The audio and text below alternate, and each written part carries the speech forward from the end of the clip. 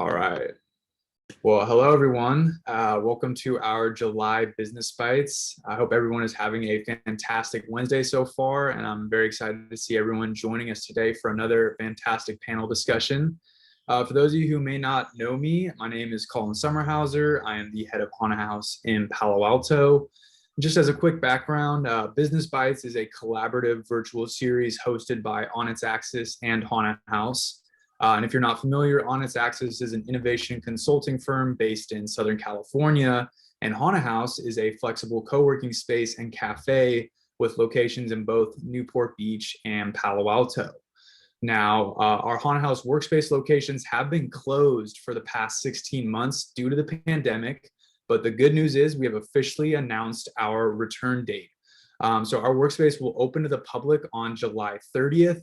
And what's really cool about Haunted House is it is a non-membership based co-working space. Anyone is really allowed to use this space, and it is a pay by the hour model. So there's absolutely no long-term commitment required.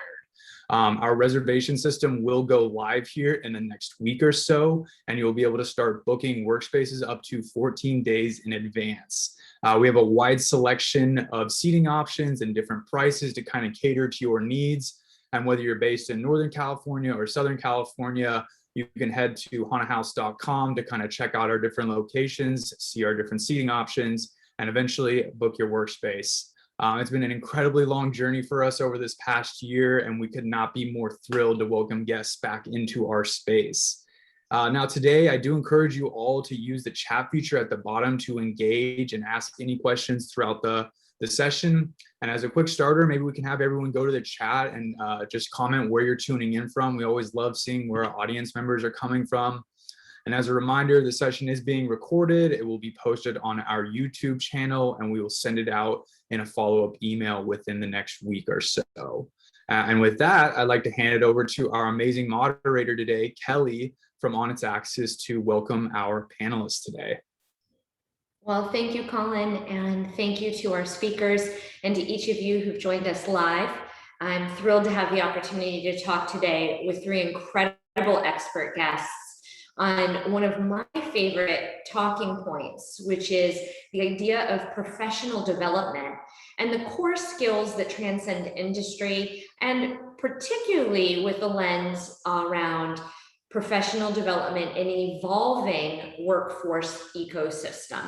And what does that mean? One example that Colin just spoke about was the use of a co-working space during a time when we are forced to shelter in place or quarantine, and there's a pause in the functionality of that business model.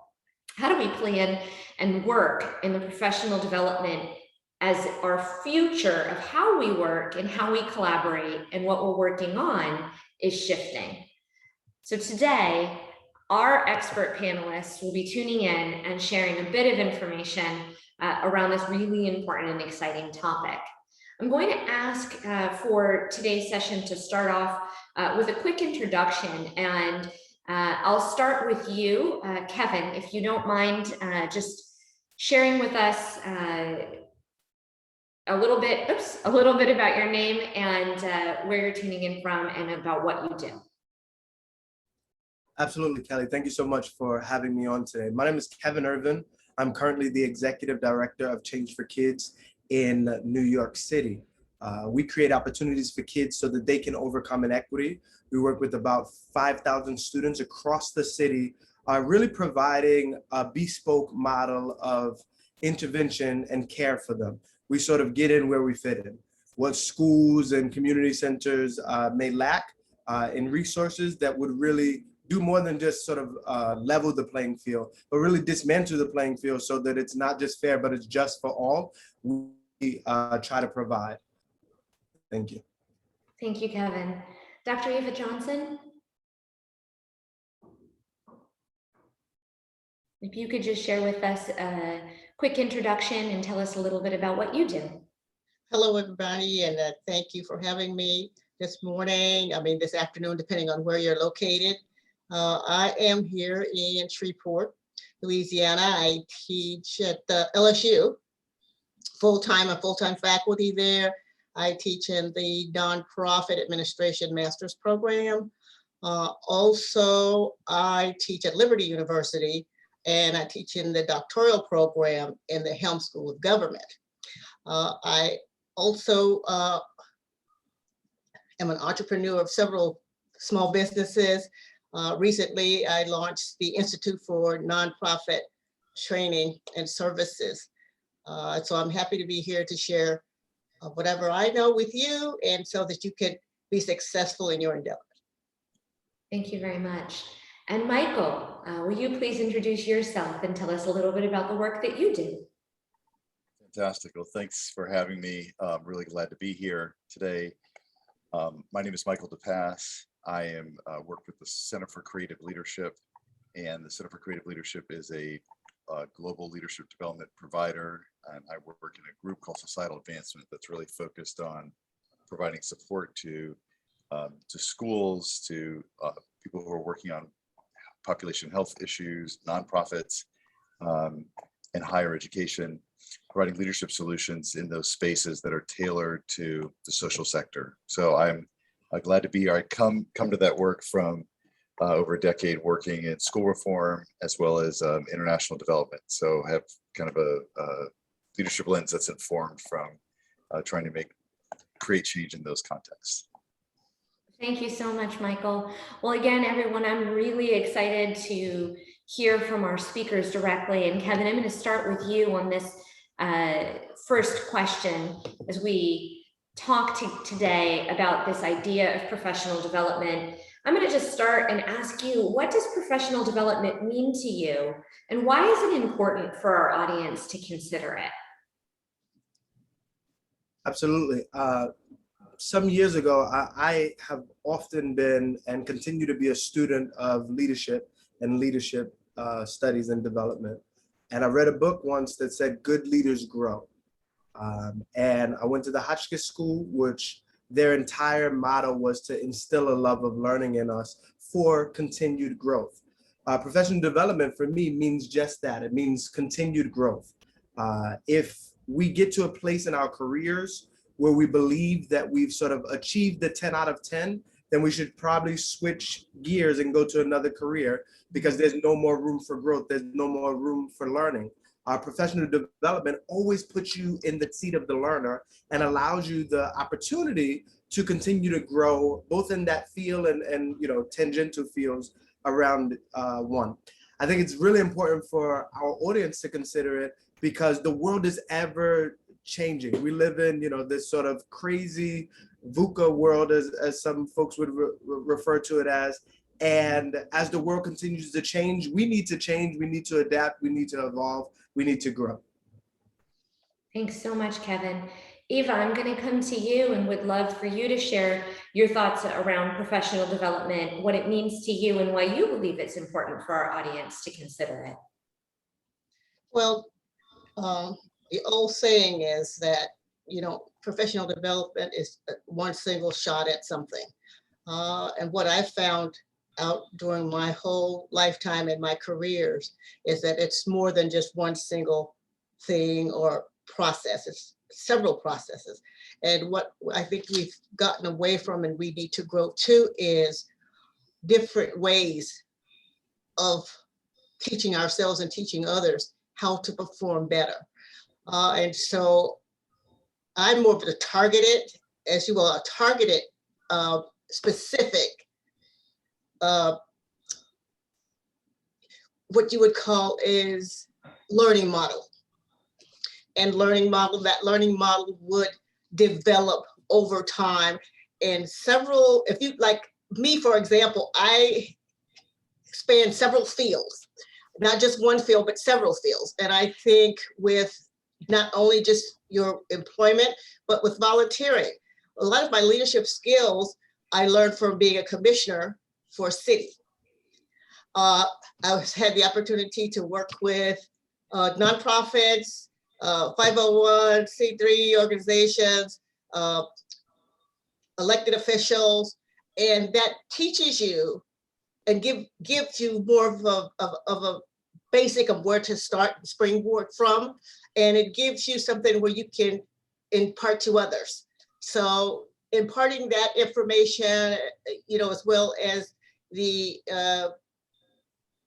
information that I've been, privy to over the years, whether it's academic or professional, is a key. So as Kevin said, learning, I haven't arrived yet. So I'm like Kevin, I haven't arrived yet.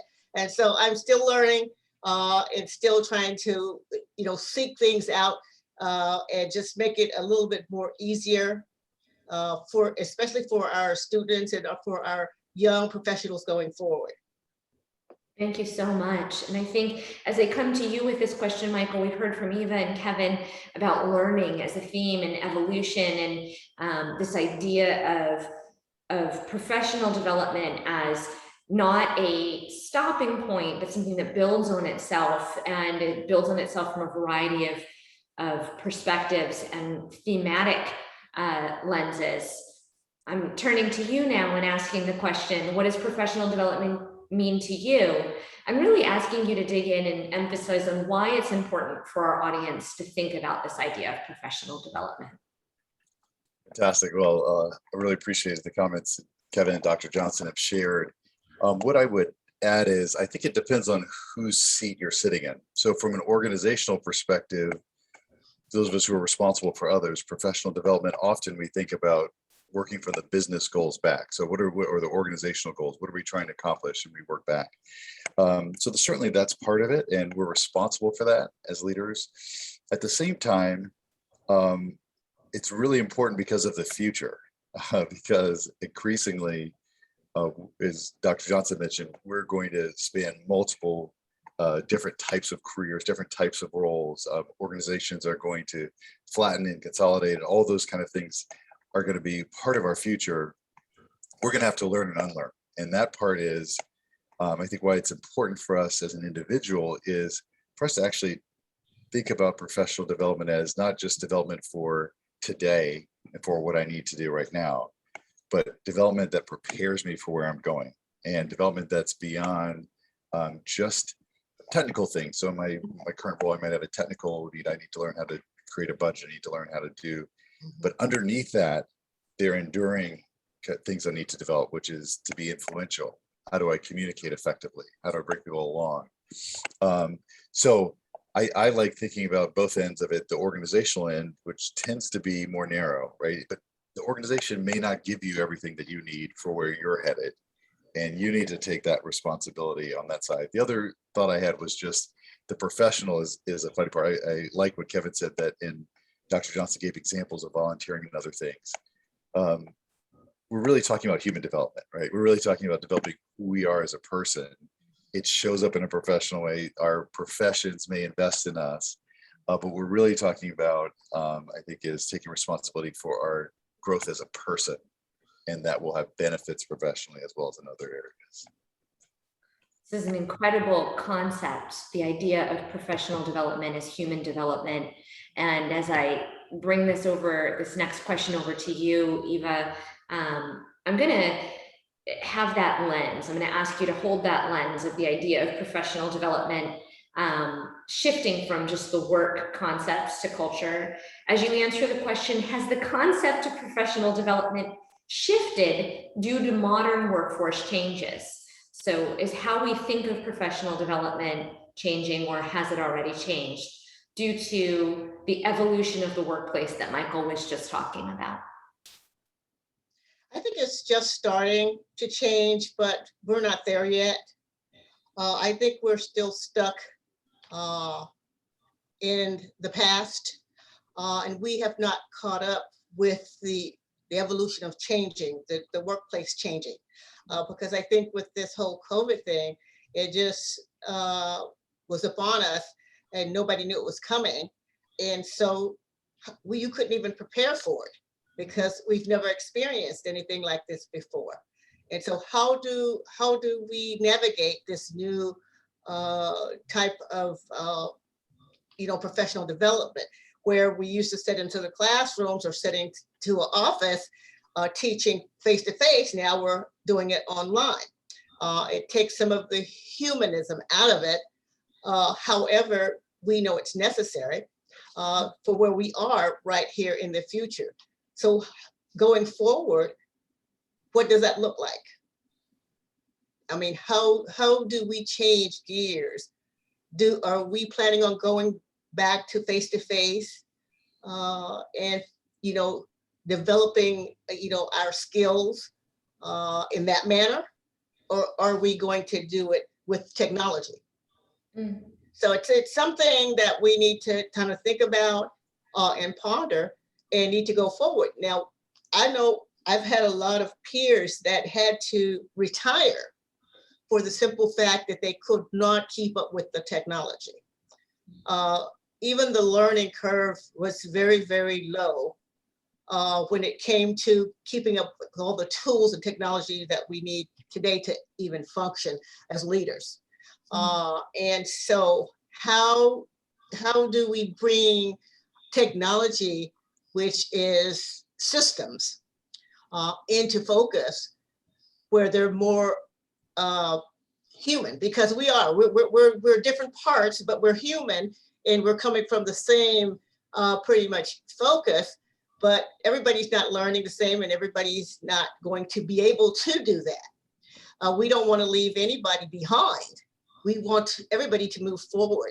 So the question still becomes, how do we do that, especially in higher education, academia? That's very important from my standpoint, is because we know that we have a lot of students that cannot make that transition. Mm.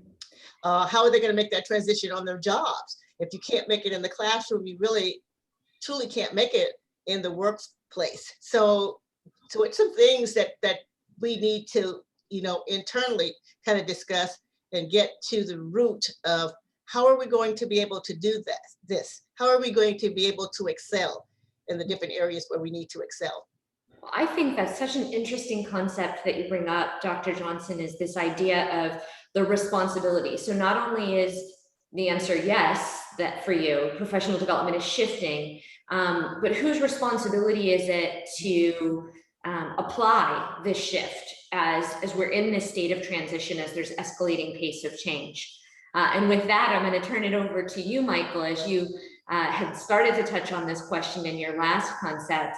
I'm going to ask for you to dig in a little around this idea of professional development and maybe speak to how this is shifting at the organizational side. So how has professional development shifted or due to organizational workforce changes like technology utilization that Dr. Johnson was mentioning? I think we're just beginning to see what's possible. I think there's been a bias from leadership, professional development providers and users to want to get together face to face for many reasons. One is the connection. One is also just, most of us lead overly stuffed lives, and so it's easier for us to carve out a block of time, turn things off, and learn. At the same time, we know ultimately the future learning is going to be stackable and snackable, and it's going to need to be very different. So in some ways, I think this change has opened up the possibility because our capabilities to access technology platforms are thought about how to integrate kind of more just-in-time drift learning that has the potential for more impact, right? The thing that, you ask what keeps me up at night is oftentimes when we do classroom-based learning kind of in a professional context, people get inundated, absorb it, and there is an application, right? They go back and there's nothing else reinforcing in the organization. So I think organizations now have a new possibility, which is we're all have grown some muscles around using technology platforms, connecting in those ways. And so there's a possibility to actually get more impact, to get more return on the professional development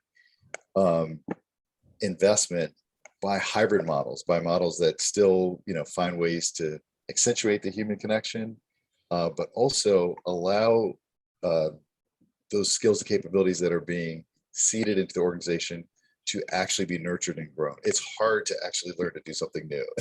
And so we need a fair amount of support, and we've got the capacity now to have that, and also to have learning that is more tailored to people whose learning needs, are not favored by face-to-face, right? So there are people who having time to read and reflect and having space in between sessions really helps them to learn and absorb new material in ways that that really we've just had a bias toward learners who really, learn mainly in an auditory way and love being sitting in a classroom. So I think in many different ways, these capabilities have opened up a lot of possibilities on an organizational level, and we're just beginning to see how organizations are going to take advantage of it. Thanks so much, Michael. Kevin, as I come to you, we just heard Michael talk about this concept of professional development in a way I love, snackable and stackable, and really touching on the evolution of professional development in content delivery and how this information is being consumed and how people are creating time for it due to the busyness of our lives. I'm handing this over to you and asking for you to talk to us about professional development and how you see the modern workforce shifting this idea. Absolutely. I think that from the more human development side, thank you, Michael, for that term earlier. I think the possibilities of information are currently endless, right? 10, 15, 20 years ago, we didn't have anything from YouTube to Masterclass or, the online platforms that we're having now, or the ones that have grown and burst as a result of the pandemic. And I think we're seeing the impact of the shift in the world right now through this sort of great resignation or great reset, whatever folks are referring to it as. And it's not because I don't believe that everyone just sort of sat around for 16 months and said, I hate my job. I think people actually developed over this time in a way that they didn't have the space, place, or opportunity to develop before this, where they actually had time to dig into, becoming a full stack engineer, even though they're a second grade teacher. Because they dreamed about this. It's so much more accessible now, even though they never thought of being a graphic designer because it felt too far, but they could sit and watch these YouTube videos and buy an iPad, and now they're a graphic designer. So I think people are the real crux of the shift here, and access is the cornerstone of that. I think, to what Michael said, organizations have the struggle of now figuring out how do we do this in a way that's responsible to the human and their own individual development. But I think humans are running with it. I think humans have sort of figured out the cheat code here, figured out the secret sauce, and are running with their own development in a way that I think is inspiring, but that I haven't seen, in my short life. Thank you so much, Kevin. I think one note as I'm listening to the answers come out of this last question, and I find it so fascinating. We heard from Eva about how there are colleagues that she's had and known who didn't make the transition to technology adoption and who have chosen to step out of their existing roles because of that learning curve. And then we've also heard about sort of the opportunity that this technology adoption is creating for others in terms of being able to pursue a new career path or to be able to really thrive in a way they wouldn't have in a traditional learning environment or learning setting. Michael, as we think about this, I'd love for you to speak to some of the benefits of professional development in this new sort of more inclusive version of human development.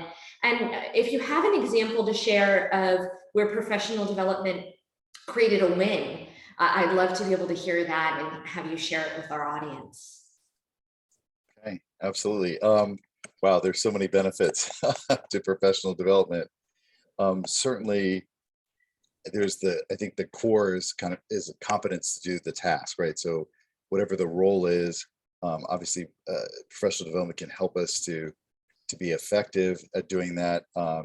At the same time, we most of our work happens in the context with others, with teams and with organizations, with partners.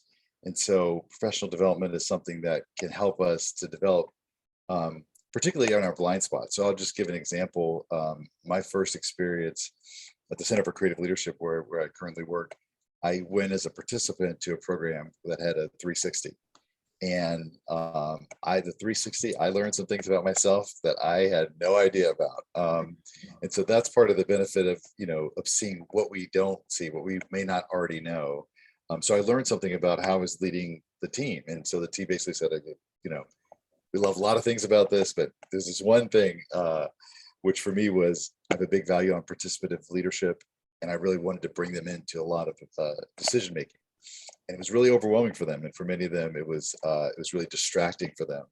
And so something that I thought was a benefit that I was trying to do that was a good thing, I then, with that information, was able, in support of that program, I was able to then make the adjustment to make sure that they had what they needed. And then I was a little bit more refined in my approach. So I still wanted to involve everyone, but I was able to do it in a smarter way. So that's just a microcosm that there can be, you know, kind of the hard skill side of things, but the example I gave was more on the soft skill side. It was more on the interaction that really allowed me to significantly increase the level of support that they were feeling, their sustainability in the role, as well as me being able to accomplish the objectives that I was inartfully trying to accomplish with the approach I was taking before. Thanks. It's a wonderful example. And Kevin, I'm going to ask you exactly the same question. Professional development, what are some benefits? And do you have an example of a professional development win you can share with our audience? I think Michael absolutely hit it on the head. When I think of professional development, I sort of think of, there's sort of two classes. There's the what and the how, the sort of task, and then the introspective.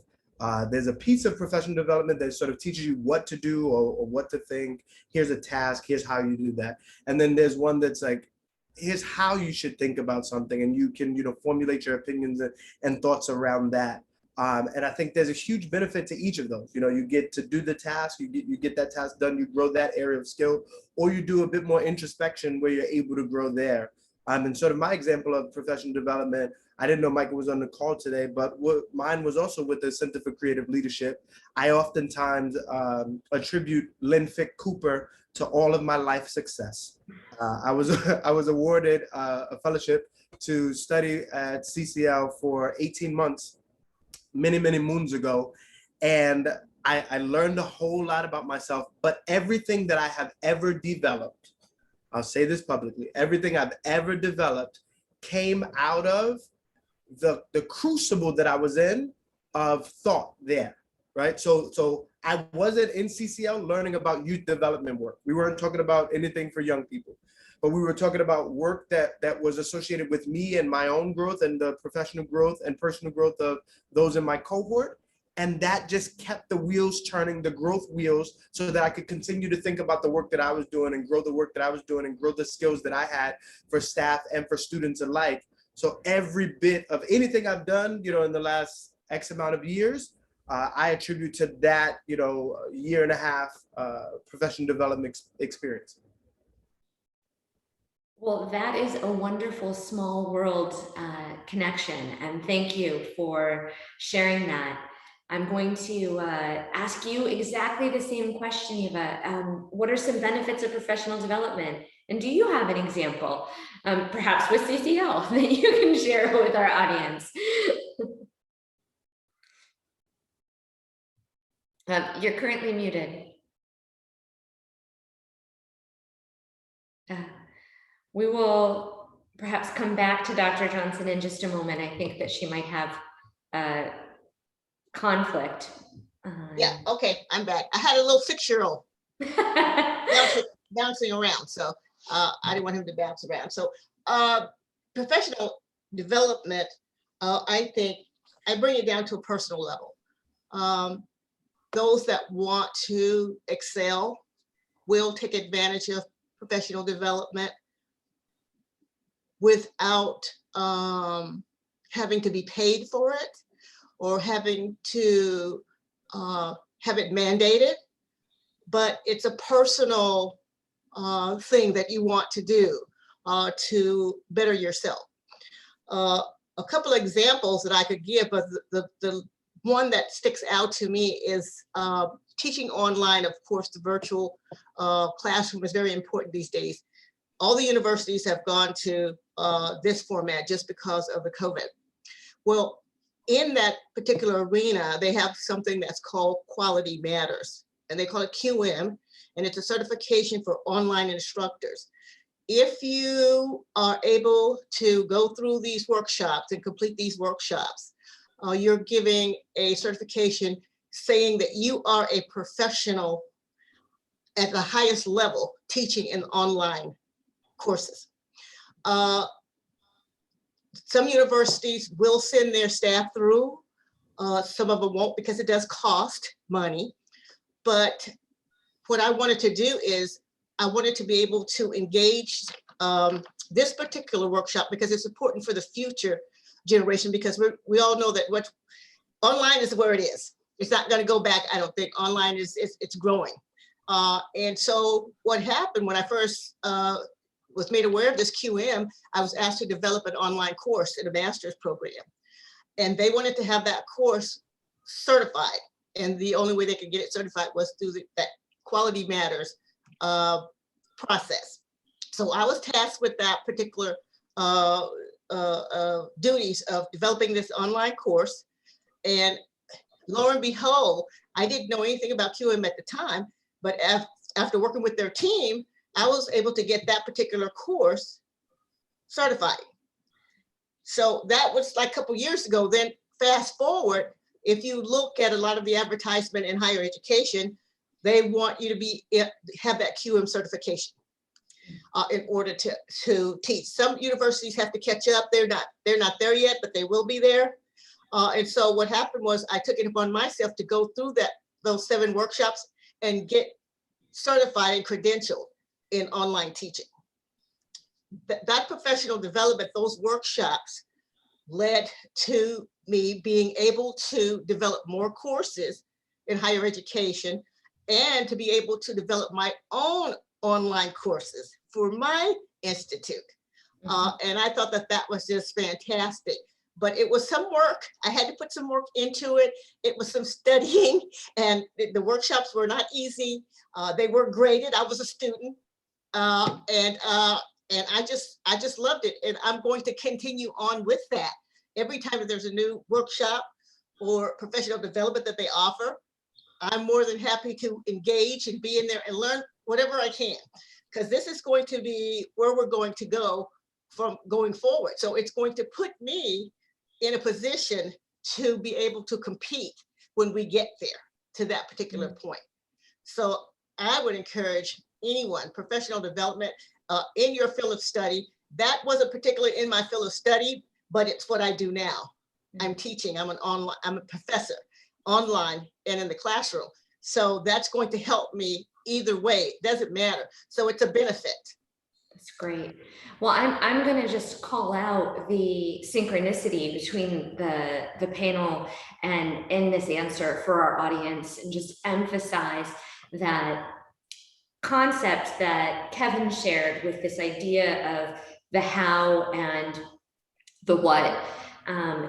That professional development itself may have one purpose or intention in the moment that you sign up for it. It may be something that you sign up for because your employer is encouraging it. It may be something that you select because you think it's going to create an answer for you.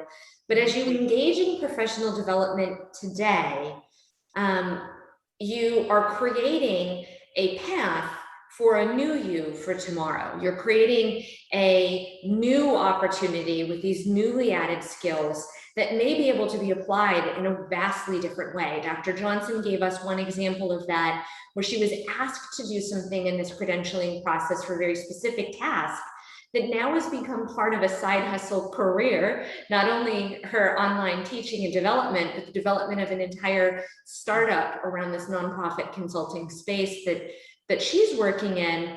Kevin gave the example of this fellowship opportunity, creating transformational aspects in how he leads and how he works and how he does his job, although that wasn't the nature of the professional development.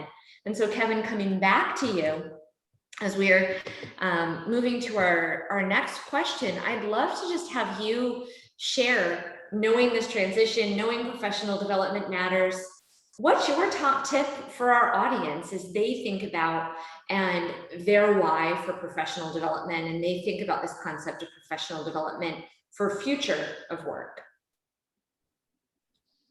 A top tip. I have so many tips. My top tip would probably be to be hungry. Be hungry consistently. I think Dr. Johnson put it excellently when she said, I haven't arrived. If you always stay in that space of, I haven't arrived and there's more food to eat, there's more to digest, there's more to learn. You'll always be in a space where you will grow, your knowledge will grow, your space will grow, your circle will grow. There will just be consistent growth around you.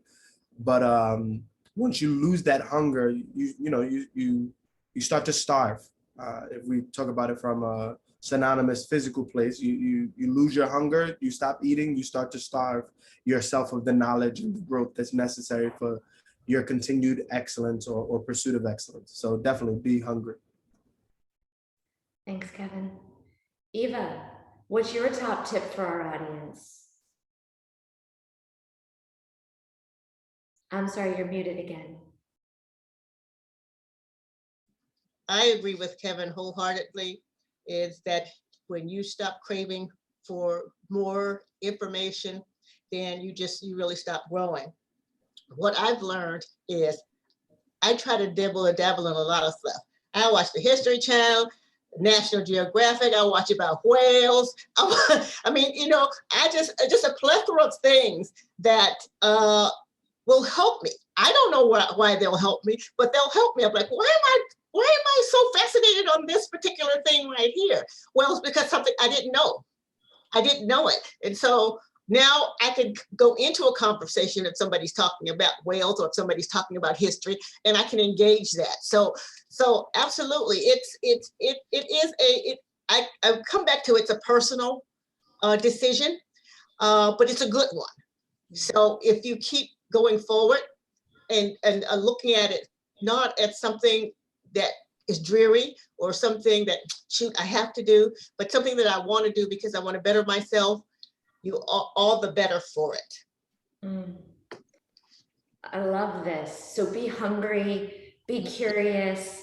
Michael, as I'm coming to you, I'd love to ask you exactly the same question. All right. Well, I think I want to just build on those two comments and say, to me, the top tip is to separate training events from the idea of professional development. So it's a nice connection with the prior comments about being hungry and being curious. But I think Colin put something in the chat that's really important, which is also CCL's research kind of bears out, which is we did expansive research of leaders talking about what were the most important formative kind of growth experiences they had. And 70% of those were on the job. 20% were developmental relationships, mentors, peers, and then 10% was classroom. And so that's a challenge, it's challenging numbers. I think the trick is to link some of those things. So we all have lots of experience on the job, and that doesn't mean we're necessarily growing professionally.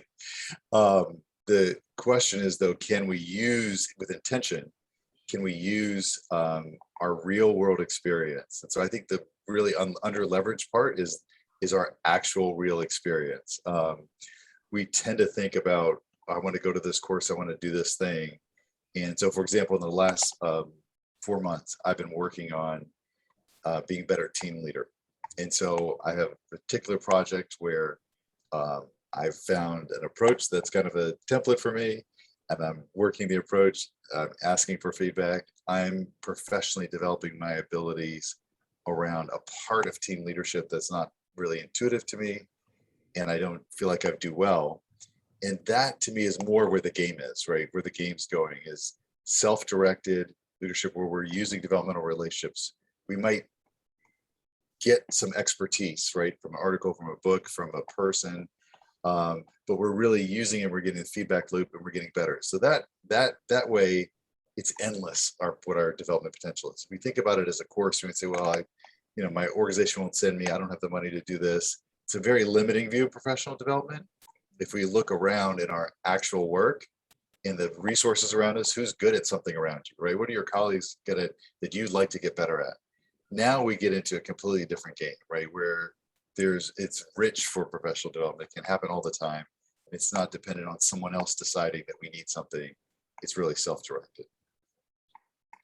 I love the way that that comment builds on Dr. Johnson's comment about how she learns in so many different places, that she watches the History Channel and she learns about whales, and now she's prepared to connect with people, which creates around this topic of whales, which creates new conversation and new opportunities.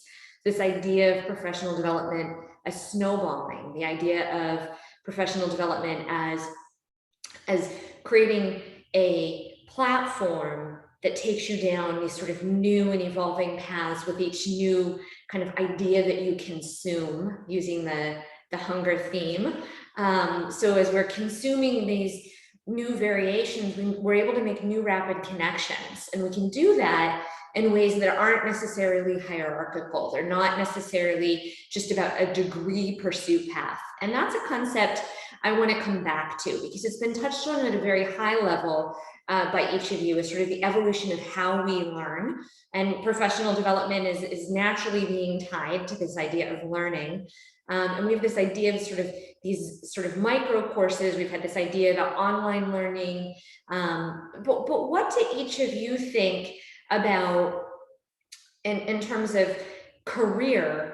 And there are many student learners who are joining our call, about hands-on learning and hybrid learning, and how the role that will play in career pathing and future professional development.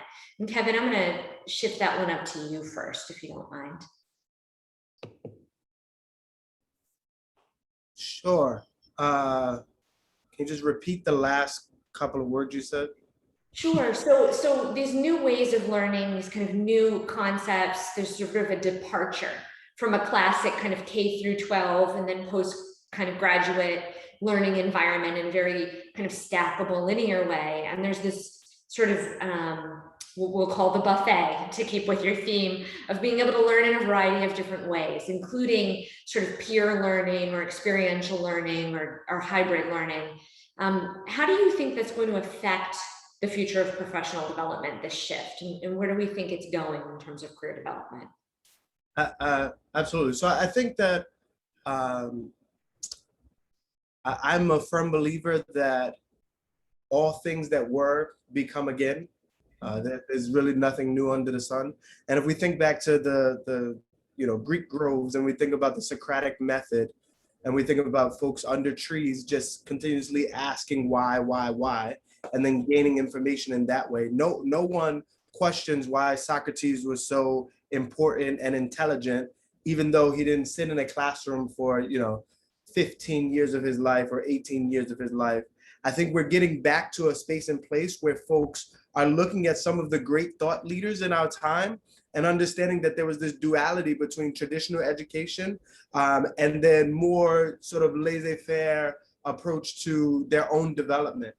I think it will shift organizations' thoughts around their intentionality with, water jug conversations, their intentionality as leaders with what they're talking about when it's not task related or just sort of, on your coaching sheet that we have to tick these boxes here. What do we have conversations about in our passing by in the workplace? And then, just like Dr. Johnson said, I think it will start to grow in the own individual's pursuit of knowledge in various areas. I myself am a student of leadership, but I'm also attending Berklee College of Music this fall because I play 7 instruments and I read and write music. And I said, I don't think that I'm gonna end up being P. Diddy, but I really want to learn more about this particular subject, and why not be in their inaugural master's program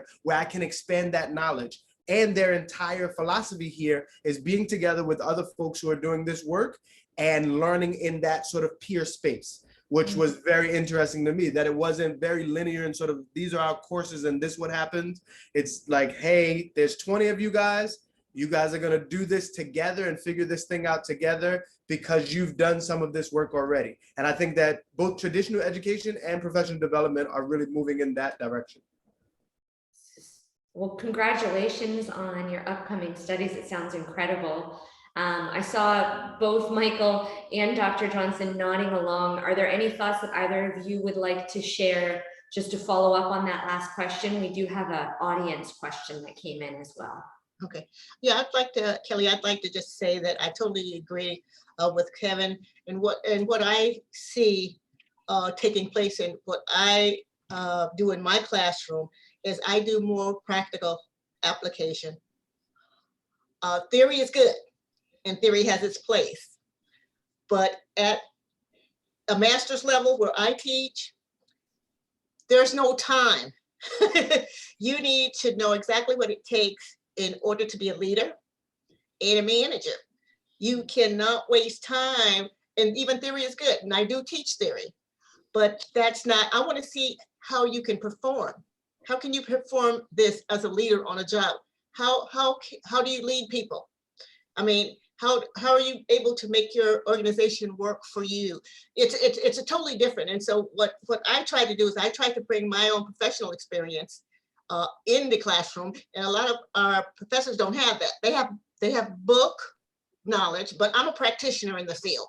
So it's a little bit different when you're a practitioner in the field than you're just, regular teacher. So I bring a little bit of difference in there, and I like it. So I want to see more professional development included in higher education. It can be done. We can incorporate it.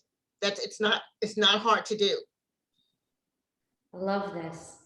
Michael, I'm going to come to you with a new question, if you're okay with that, and you can Sure. feel free to add any thoughts you'd like to the last question. But you shared quite a bit during today's conversation around how you've evolved as a leader and around your personal effort to help create an improvement in how you're received as a leader. And so I'm going to ask the question that a member of our audience asked, which is, what risks have you taken as a leader? And how meaningful has that been for your professional development? I love that question. Yeah, I would say that the most of the time that the most growth for me has been the times where I've taken the most risk. And, some people write about this as, kind of learning in a crucible, right? When we're in those situations that really have our attention, right? And we know that we can't be on autopilot because the challenge is great enough to kind of wake us up. So I think specifically when I was a turnaround leader in a school, and it was the challenges were immense, but there was a lot of support, and so I had the chance to try things. The feedback loop was pretty fast. A lot of times the feedback loop is quite long for us in standard kind of parts of our work that are sort of habituated, but in situations that are maybe high profile in some way, or we're doing something that we've never done before, the feedback loop can be fast, and so the learning can be fast. And I think the key to those things is thinking about support, is thinking about when we say yes and put ourselves out there, there's nothing like that, but thinking about the range of support. What kind of supports do we need? So whether that's expertise, what kind of support do we need in our own emotional life to be able to manage those risks? What kind of supports do we need in terms of thinking space and thought partnership? There may not be expertise space, right? But there are people we can go to and make sense of what's happening. Because if we're really putting ourselves in an area where it's unknown for us in some ways, we're going to need help managing that if we're going to be successful and learn. So we want to kind of lead with both those things, right? We want to be successful, but even if we're not successful, we want to learn. So I look back at that experience and I think so many things, I love what Kevin said before. I have lived out of so many insights when kind of pushed to the max in those kind of high risk, but high risk, high support contexts that I've been in. Great answer. We have actually a number of additional questions, so I'm going to jump in just our last few minutes on the next question, which is to ask each of you, and Eva, I'm going to come to you first. Do you have a resource recommendation or good read for professional development? So if you would rather add something to the chat after you've had a chance to think about it, we can also have you do that if you want a moment to think about making a resource recommendation. Well, there's so many, Kelly. There's so many out there. I mean, it's like just like a one size fits all. But let me. I have so many. Let me think about a resource that would really be, I'd like to say, practitioner based. I want to give something that's practitioner based. I'm not quite sure if I have anything right off the bat, but you need something that teaches you exactly what you need to know, hands on, just hands down. You just need to know that, and that's with any tool. I have so many students that's difficulty with writing and things like that, and so I think that just starts from the elementary school all the way up. And we see it very clearly when we get up to my level, that there were some things missing that we could have done, me included. I'm putting, for our kids, K-12 and all the way up, to help them navigate this thing called life and this thing called learning and being a leader and an entrepreneur. So it's very difficult to kind of pinpoint one thing, but just let me think about that, and I think I'll put something in the chat about that.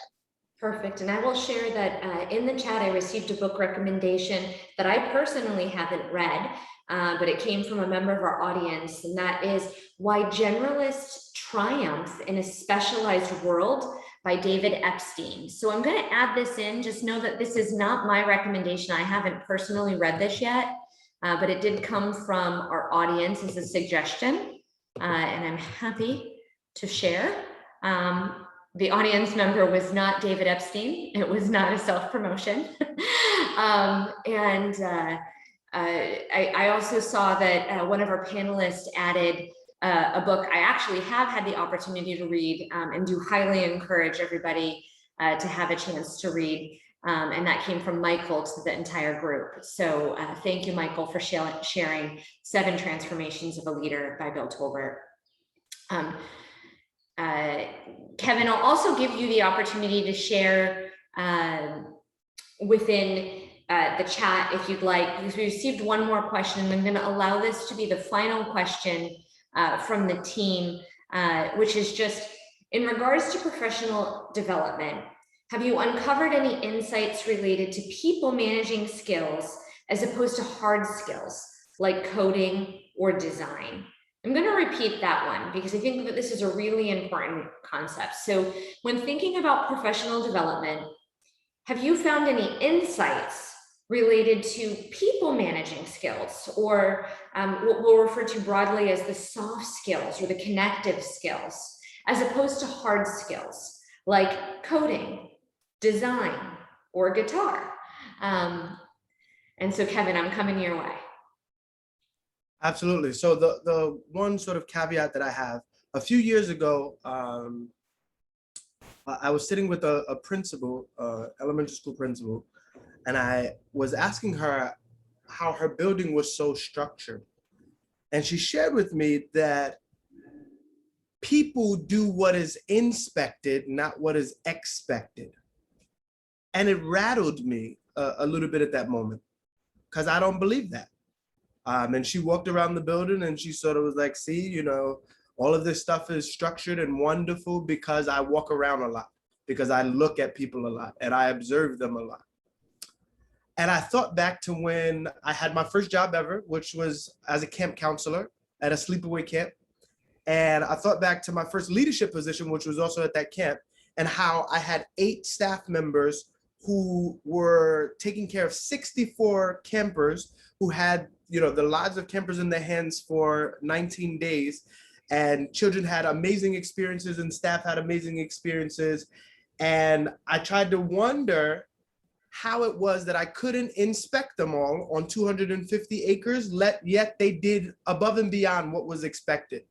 And in that moment, I came to the conclusion that people actually do what they believe. And if we can inspire belief at the onset, if we can inspire this belief in the work, in the job, in themselves, in the constituents from a very early onset, people will go above and beyond expectation every single time. And when you don't have that belief, then you have to be inspected, because then you're just working to work. You're working for inspection and not for your own expectation and above that.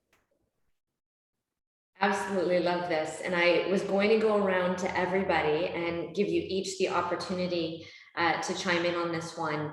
But just in the interest of time, I want to take a quick pause and really think about what Kevin just shared there, because I think it's really powerful. This is the crux of what we've been talking about in today's professional development conversation.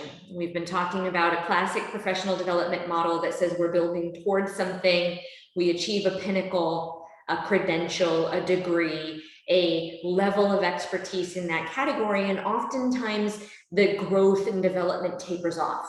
And it creates what Dr. Johnson mentioned, which becomes a knowledge gap or a skills gap that can be challenging in an ever-changing world. That inspection yields results is really tied to that classic model. Today's model and what we've been talking about instead is about inspiring the results that we want to see achieved and creating fluidity and flexibility in both the path itself and the rewards associated with that path. And so thank you to each of our panelists for a really incredible and insightful conversation. You volunteered your time here today, hadn't previously connected, and yet you built on each other's ideas as if you'd been working together for a long time. And I think it's a great example of your commitment to continuous growth and to that second model as individual leaders. And so thank you all very much. With that, please do feel free to share your final thoughts or parting thoughts in chat, but I'm going to hand it back over to Colin to wrap up our conversation. Colin? Yeah, thanks, Kelly. And thank you again to all of our panelists, Eva, Michael, Kevin, you guys were awesome. And I really appreciate you taking the time out of your day to speak with us. I think, the conversation was super insightful the entire time. The engagement was great. The questions we had were great. And I think it was an incredibly valuable session overall for everyone who tuned in. I will be dropping a feedback survey in the chat right now. So please feel free to take a moment to fill that out. It will help us improve future sessions. So let me go ahead and drop it in right there.